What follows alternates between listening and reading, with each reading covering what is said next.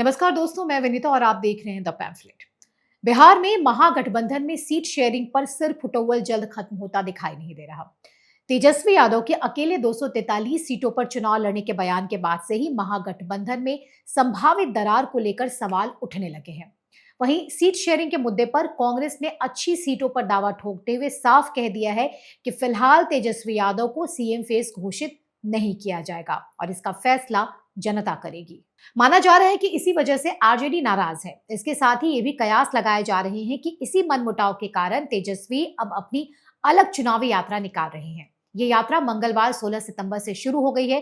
तेजस्वी की इस यात्रा का नाम बिहार अधिकार यात्रा है। दरअसल वोटर अधिकार यात्रा में जो जिले छूट गए थे उन जिलों को इस यात्रा में शामिल किया जा रहा है। हालांकि इसे भी तेजस्वी यादव की सियासी चाल से जोड़कर देखा जा रहा है। कुल मिलाकर इससे यही बात सामने आ रही है कि राहुल गांधी किसी भी हाल में तेजस्वी को नेता मानने को तैयार नहीं है। हम सब देख ही रहे हैं कि पिछले 1-1.5 महीने में एक राज्य के चुनाव को मोदी और राहुल के बीच का चुनाव बनाने के चक्कर में राहुल गांधी और कांग्रेस पार्टी ने तेजस्वी यादव और उनके मुद्दों को पीछे फेंकने की भरपूर कोशिश की। राहुल गांधी की यात्रा के समय जिस तरह का कवरेज राहुल गांधी को मिला, उसमें तेजस्वी यादव और आरजेडी कहीं पीछे खो गए। शायद इसी बात से देर से ही सही पर तेजस्वी यादव चिंतित दिखाई दे रहे हैं और उन्होंने न केवल 243 सीटों पर अकेले लड़ने की बात कह दी, बल्कि डैमेज कंट्रोल के लिए अपनी सोलो यात्रा पर भी निकल गए हैं। तो क्या ये सब देखकर ये माना जाए कि कांग्रेस ने तेजस्वी यादव को एक तरह से ठेंगा दिखा दिया है और तेजस्वी की ये यात्रा उसी बात के विरोध में है? एक बात और महत्वपूर्ण है और वो ये कि तेजस्वी ने यात्रा के दौरान राहुल गांधी को तो महागठबंधन का प्रधानमंत्री पद का उम्मीदवार सार्वजनिक तौर पर स्वीकार कर लिया, लेकिन राहुल गांधी ने तेजस्वी यादव को बिहार में महागठबंधन का मुख्यमंत्री पद का उम्मीदवार स्वीकार नहीं किया है।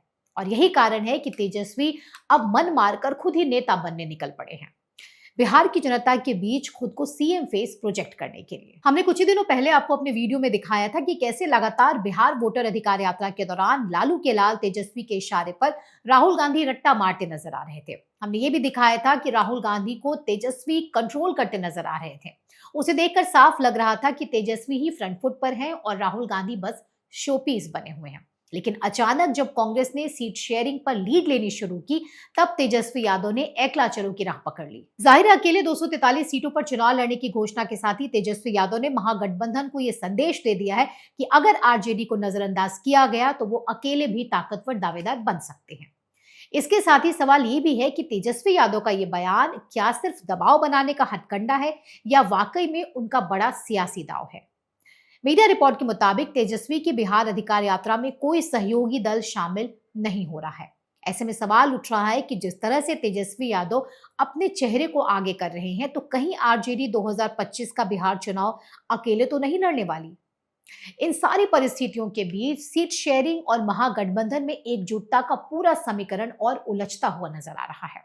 तो वहीं दूसरी तरफ एनडीए एकजुटता का संदेश देते हुए पहली बार ज्वाइंट मैनिफेस्टो निकालने जा रही है।